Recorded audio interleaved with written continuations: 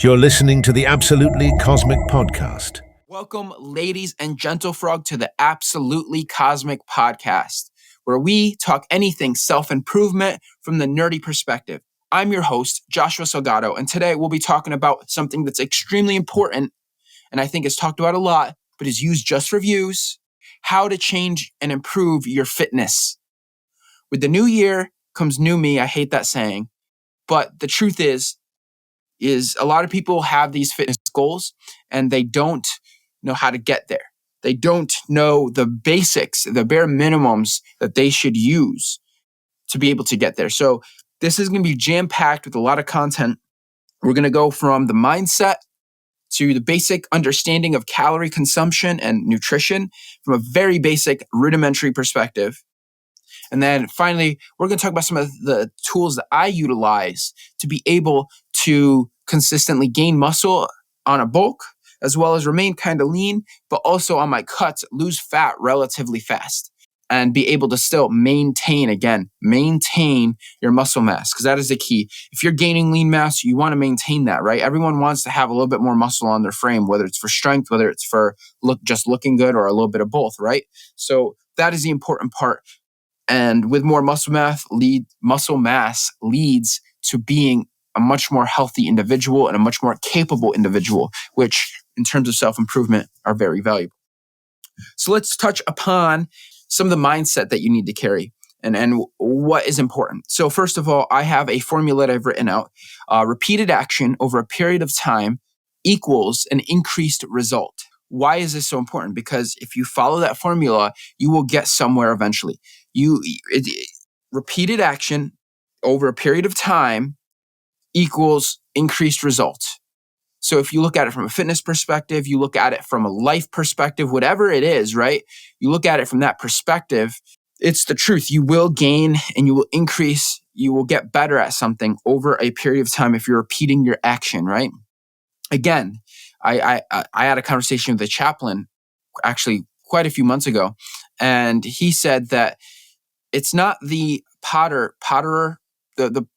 pottery maker who makes, one or two perfect pots, right? Perfect vases, right? In a day. It's the potter or the pottery maker who makes 10 and goes through and just, every pottery piece, he gets a little bit better. He knows how to do something a little bit different. He challenges himself just a little bit each time. It's not the person who tries to strive for perfection once or twice, but the person who's willing to go and repeatedly perform those actions over a period of time to get that increased result. So that is the key. And that is leading into my next segment, consistency. So why is consistency so important? So as kind of the formula that ties in, if you can remain consistent, right? Fitness is a long-term journey. Unfortunately, for all you folks who think this is a get fit quick scheme, you're going to have to do this for the rest of your life to be able to continually gain goals as well as maintain, depending on what your goals are for that season of life, right? So that is the ultimate key, is consistency. Repeated action over a period of time equals increased result. Again, you're asking me, well, I hate training. I hate working out.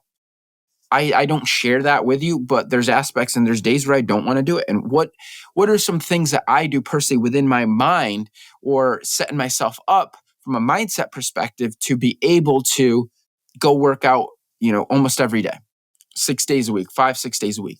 Well, first of all, you want to look at it from perspective, make it easier on yourself to actually perform these actions, right? To actually get into the gym or to eat better, right? If you know that you're not going to wake up early at 4 a.m. and go work out or go on a run or whatever it is, right? Then don't wake up at 4 a.m. Do it at a time that you know. If you know that if you stop home after work before the gym and to grab your clothes, that you're not going to leave your house after that, then don't do that. Bring your clothes to work and leave it in your car in a gym bag or whatever.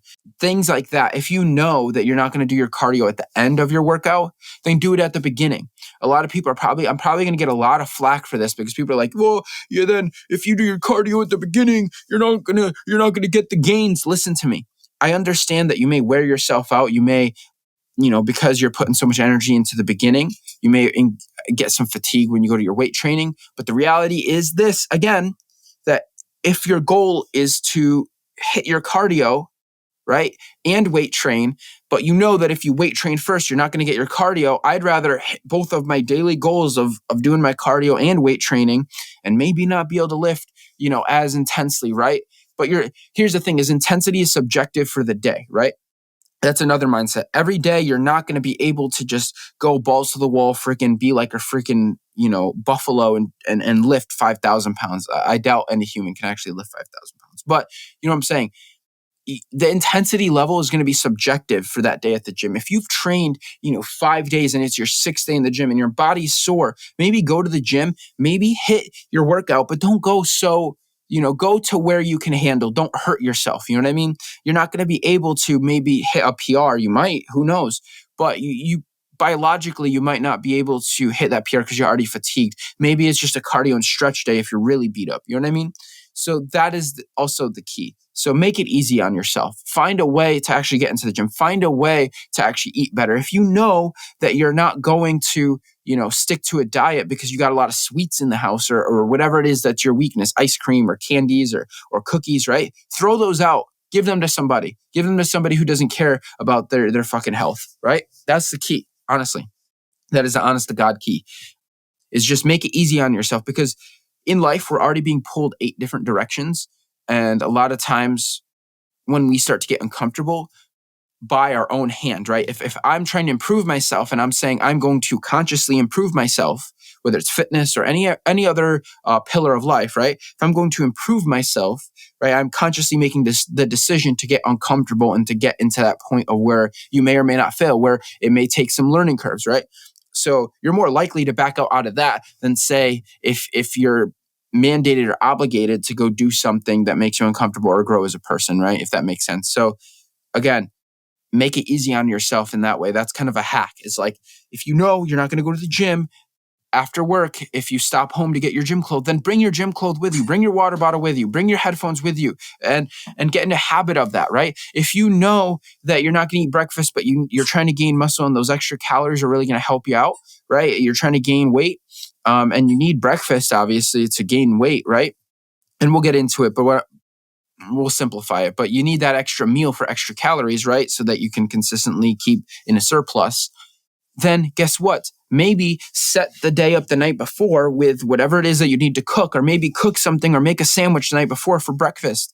You know what I mean? Find a way to hack the system so that you can get to your goals efficiently. You're still doing the work. You're still staying disciplined, but you're finding a way to hack your own mind to actually get to your goals, right? To keep yourself accountable so that you can't weasel your way out. You can't fail, right? You can't have a day where you binge, right? Because you gave away all your sweets and you've just been, meal prepping, right? That is a key mindset, is just make it easy for yourself on a consistent base and get habitual about it. Consistent habits. All right. So I've rambled enough about mindset. What I think we're going to get into is calories, how to count calories, what's protein, what is a carb, what is a fat, at a basic rudimentary level, and then how to kind of hack the system with that, right? All right. So I'm sure you've heard it by now from everyone and your neighbor's dog, but maintenance calories, right? Maintenance calories is very important to understand, because this is how you're going to gain or lose weight depending on what your goals are. Maintenance calories are the basic, like flatline amount of calories, amount of food that you need to intake for your body to function without any other additional exercise or activity. So that is, if I were to lay in bed all day and just literally do nothing, just literally be alive, that is literally the calories you need to be alive. Now, if you fast for a day, you're not going to die. But that, to keep it simple, that is the basic amount of calories that you need to sustain at your weight, right? For your organs to function properly, for everything like that. For me, what has worked to figure out my maintenance calories, and this is, for me, a very easy, basic way, I mean, it works, is you take your current weight and you multiply that by 9. That is what your body needs to sustain, right, that weight that you're at. So we're going to do some quick math. I'm 198 as of yesterday, times that by 9. And I got about 1,782 calories. So that's about how much I need for my body to just stay at the same weight.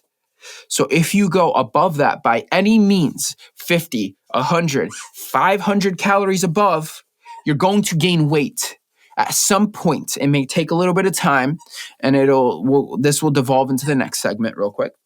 But no matter how much you go above, you will gain weight at some point. It may take a little bit, but same thing. No matter how much you go below, 50, 100, 500, you will still lose weight, because that is the amount of calories that you need at a baseline maintenance. Think about that as the bare minimum that you need, right, to function.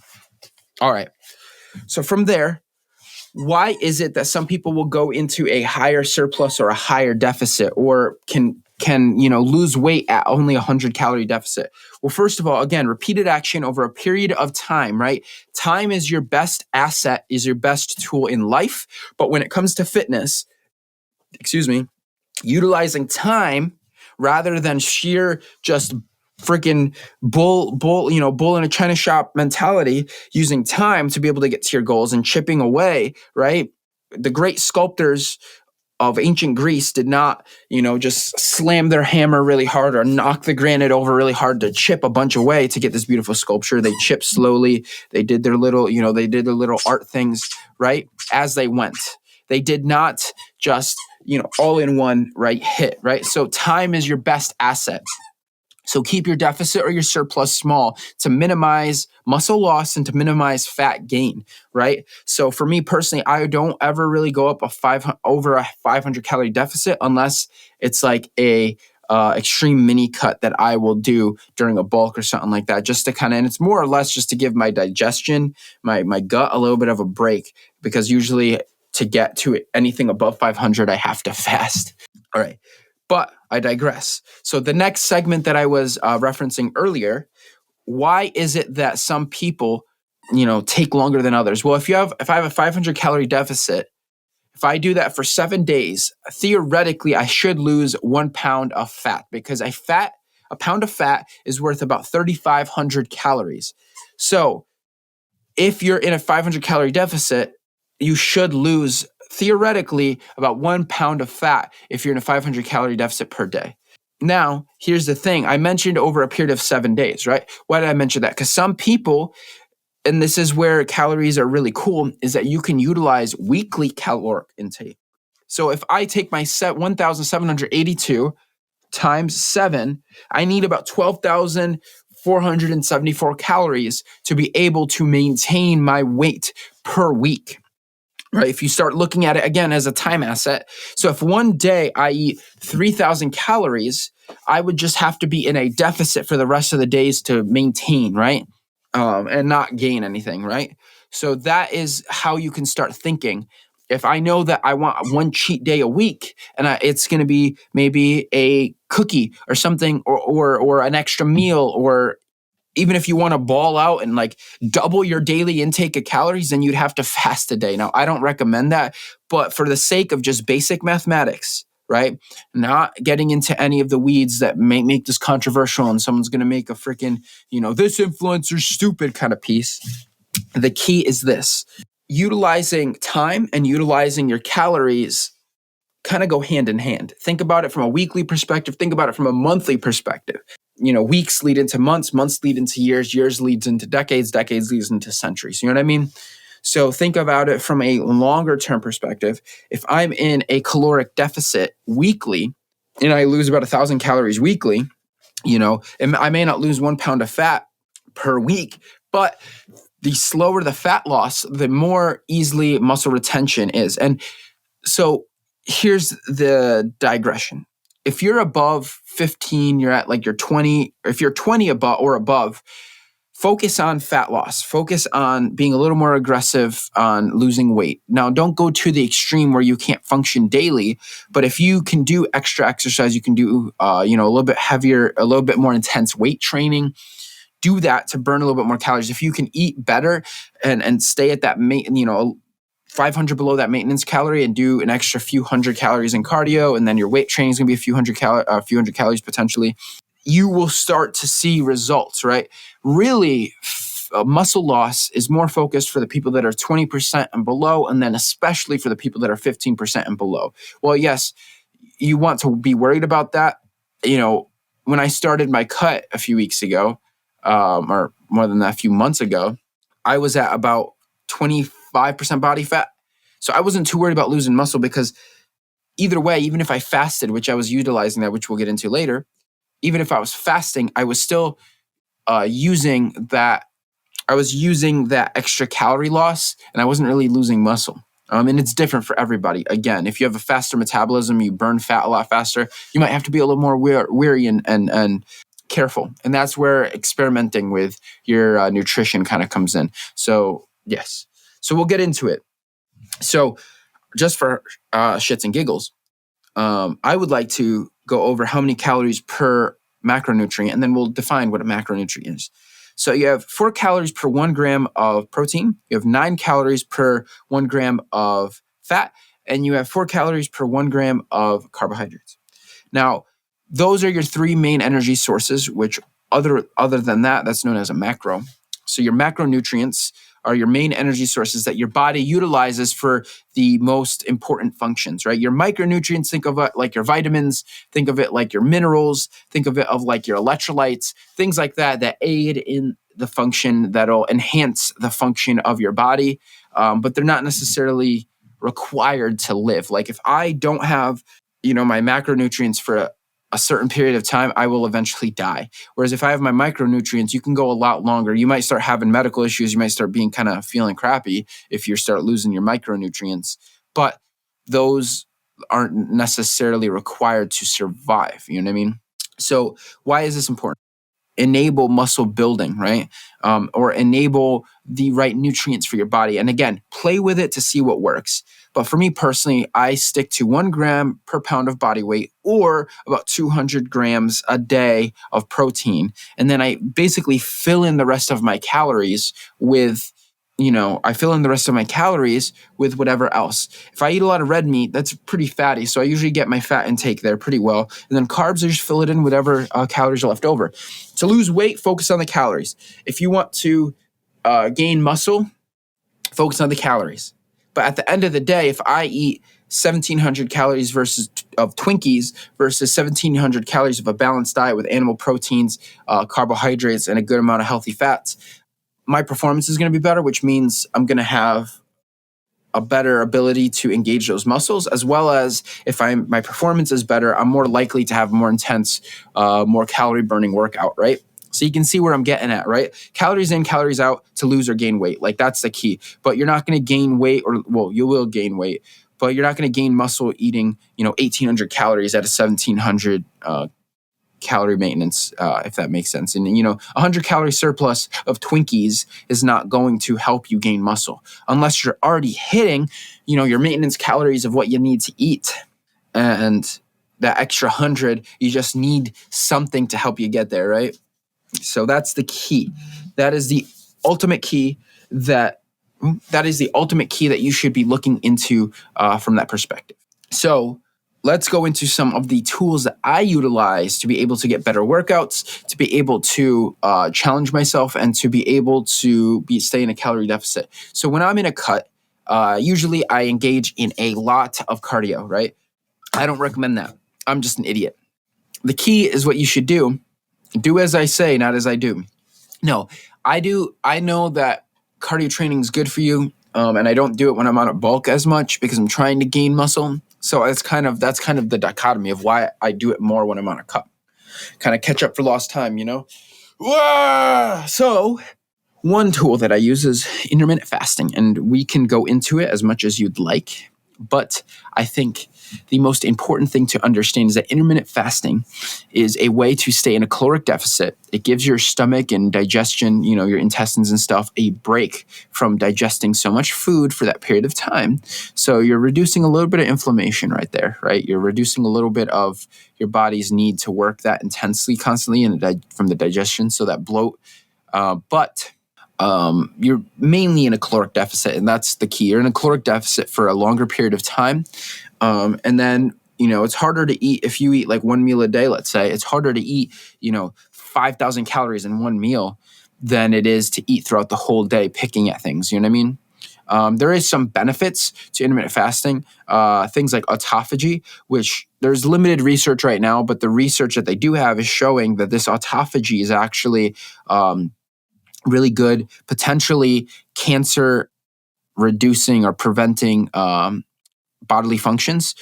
So that's really good. Autophagy also kind of just clears up the damaged, broken down cells or incomplete cells and proteins within your body. And that kind of kicks in around, if I'm not mistaken, the 12 to 16 mark. And then after 24 hours, let's say you do a 48 to 72 hour fast, which is like elite, that's really hard to do. You start to really kick into that. You also start to get into ketosis during intermittent fasting, which will help you start to burn fat as a primary energy source as well. And then additionally, your growth hormone will spike, and it will sustain relatively spiked over that period of time, a little bit after, a few hours after. So let's say that you are working out and you do eat, you're going to be a little bit more keen to actually gaining muscle, or at least retaining the muscle that you would have potentially lost. And again, if you go long enough without eating, you will start to lose fat, or excuse me, you will start to lose muscle. So it's not like something that you want to do like a whole week of fasting. You want to do this maybe like a 16, 18, I do 24 hours oftentimes. And if you just do that repeatedly, you do 20-hour fast, 4-hour eating window, reset the clock, and do that over and over again, you will start to lose fat, potentially get those benefits, right, over a period of time, right? And it's sustainable relatively. Additionally, one last function that you get, and this actually happens from a caloric deficit in general, but I think it's more likely, it's much more enhanced from the perspective of intermittent fasting. When you go to, bear with me, I just lost my train of thought. Insulin sensitivity. So intermittent fasting helps that quite intensely. So insulin sensitivity is very important because when you are insulin resistant, right? That's almost like pre-diet. That's like the pre to pre-diabetic, right? It requires much more insulin for your body to break down glucose, which means you're not as anabolic, your muscles can't readily use them, and they're more likely to go into the fat stores. But if you have a higher level of insulin sensitivity, which can be achieved from a caloric deficit over a period of time and staying within a good weight range, as well, intermittent fasting is a good way, an excellent way to increase that. Your body, is more likely to burn glucose directly to the muscle. It's more likely to be sent directly it's more likely to be sent directly and be transformed into glycogen, which is the immediate energy stores in your muscle when you're insulin sensitive. Think about glycogen. Have you ever just been at the gym and had a good pump? You start working out, you start doing some push-ups, and your muscles feel nice and tight, and you feel full. Your muscles feel full and like fully. I don't even know how to explain it, I guess, from the feeling perspective. You just feel much more full, and you look a little bit more puffed out in the muscle section, right? That is what you would call, having good glycogen stores. That's what they say, like carb up before you do like a marathon or something, because you want to build up those stores within your muscles and then a little bit extra, right? But going back to the intermittent fasting piece, you are increasing insulin sensitivity. You are destroying all the junk in your body, right, from the autophagy. You're in a caloric deficit for a long period of time. And then you do have a spike in growth hormone, which is always good because not only that, you may retain muscle, most likely. That's what it's for.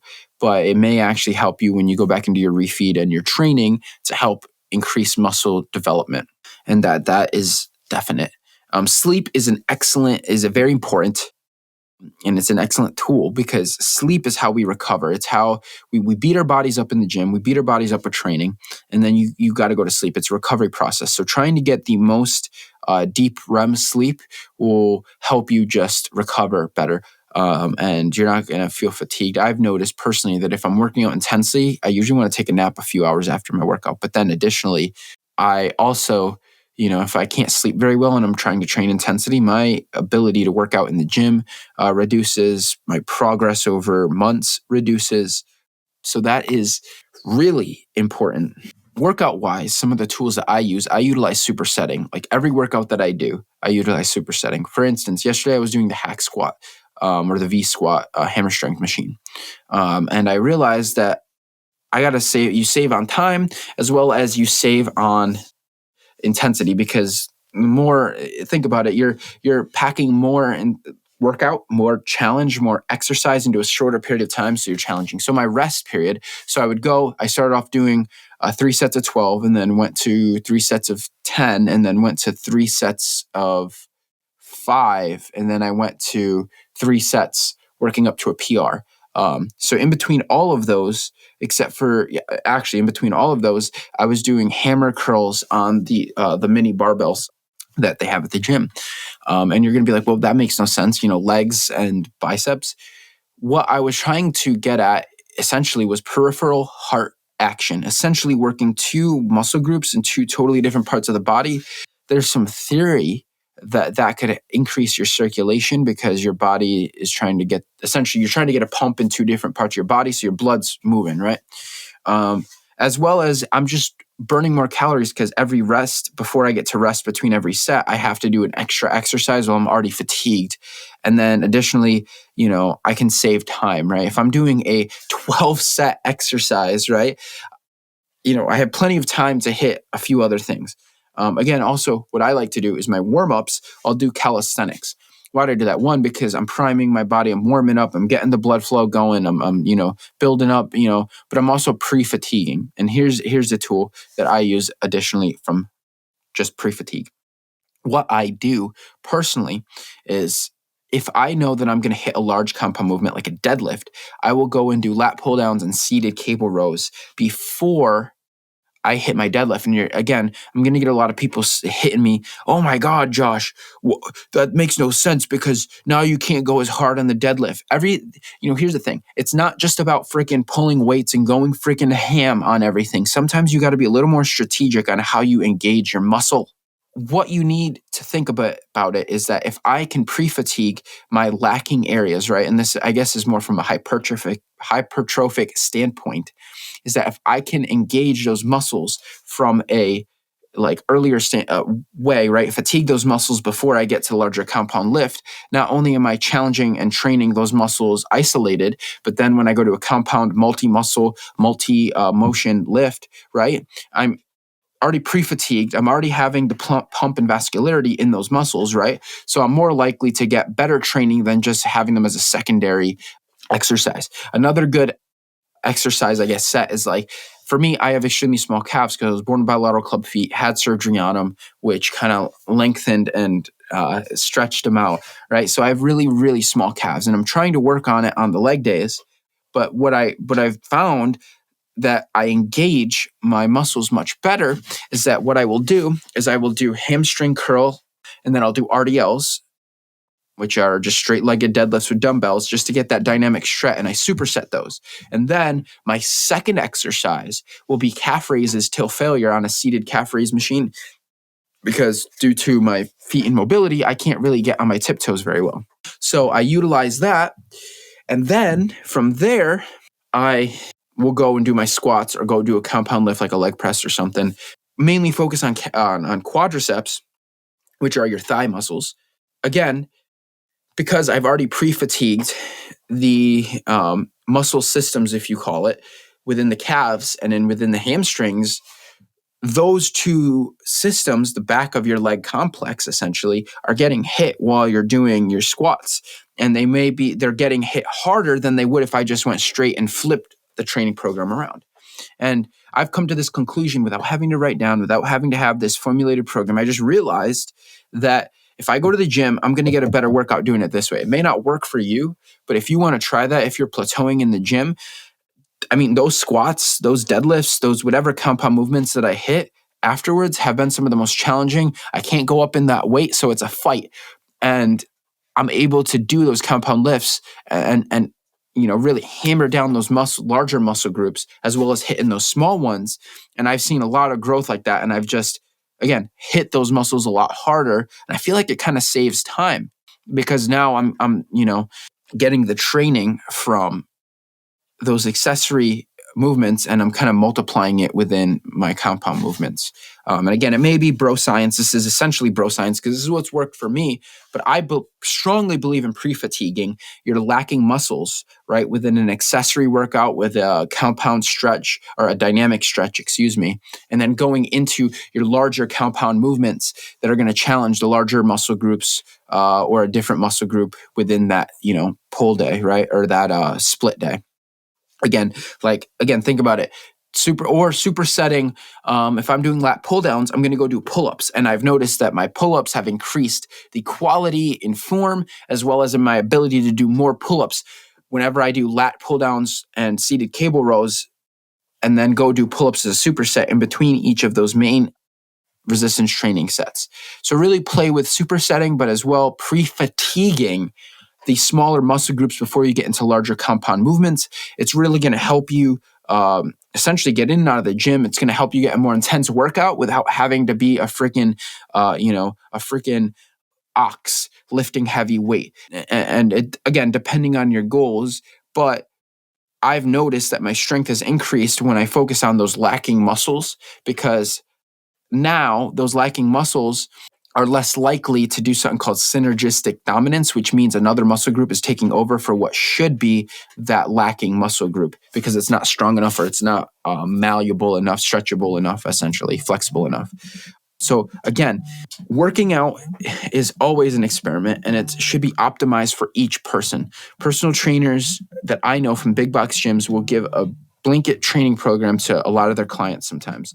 And the good ones are the ones that go in and say, okay, we'll start with a blanket one that works for most people, generally, but then we're going to optimize it for you and your specific condition of life, right? Because if I go in and I'm trying to work my calves, right, and I don't have the limitation to stand up on my toes, standing calf raises aren't going to be effective for me because I can't get a good enough range of motion. So we have to, interchange certain exercises. Whereas someone else who has great mobility in their ankles and in their calves are going to be able to utilize a standing calf raise perfectly fine. That's just a personal example of what I, have come to a conclusion by. Again, so it's an experiment. Optimize your training programs, your nutrition, and just see how it works. Do things for 3 weeks. Maintain an exercise program for 3, 4, 6 weeks, and see how it goes. See, are you noticing that you're gaining muscle? Are you noticing that you're gaining strength? Then maybe that philosophy that you're using or that program idea that you're using will work for other parts of your body, or maybe it won't. And then ultimately, just again, we're going to repeat this last formula. Repeated action over a period of time equals increased result. Thank you for listening. Consider absolutely smashing the subscribe button for more content like this.